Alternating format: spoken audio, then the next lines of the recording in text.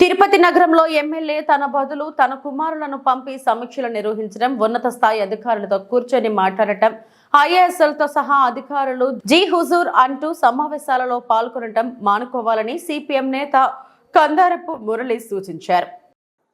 తిరుపతి నగరంలో ఎమ్మెల్యే గారు అనుసరిస్తున్నటువంటి పద్ధతి ప్రజాస్వామ్య స్ఫూర్తికి విరుద్ధమైనటువంటిది.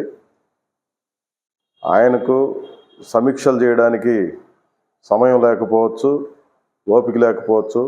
అయినప్పటికీ ఆయనకున్నటువంటి పరిస్థితుల ఆధారంగా ఆయన స్వయంగా పాల్గొనడం సమంజసంగా ఉంటుంది తప్ప తమ పిల్లల్ని, బంధువుల్ని, స్నేహితుల్ని ఇట్లాంటి వాళ్ళని అధికారిక కార్యక్రమాల్లో భాగస్వాములు చేసి ప్రోటోకాల్ నియమాలకి భిన్నంగా వ్యవహరిస్తూ, లేదంటే ఇప్పుడు కొత్తగా మళ్ళా ఒక పెత్తనం చేయడానికి కొన్ని శక్తులుగా తయారయ్యి రాజ్యాంగేతర శక్తులుగా వ్యవహరించడం ఏమాత్రం సమంజసం కాదు. అది గత 5 ఏళ్ళు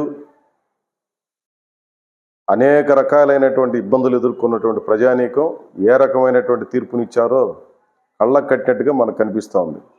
ఐఏఎస్ అధికారుల సమక్షంలో అధికారులందరినీ కూర్చోబెట్టి సమీక్షలు చేసే అధికారం ఎన్నికైనటువంటి ప్రజాప్రతినిధికి ఉంటుంది తప్ప వారి బంధువులకో స్నేహితులకో ఉండదు. దీన్ని గుర్తిరిగి ఆ ప్రజాస్వామ్య స్ఫూర్తికి దెబ్బతినకుండా జాగ్రత్తలు తీసుకోవాలని తిరుపతి ఎమ్మెల్యే ఆరణి శ్రీనివాసులు గారికి నేను విజ్ఞప్తి చేస్తున్నాను.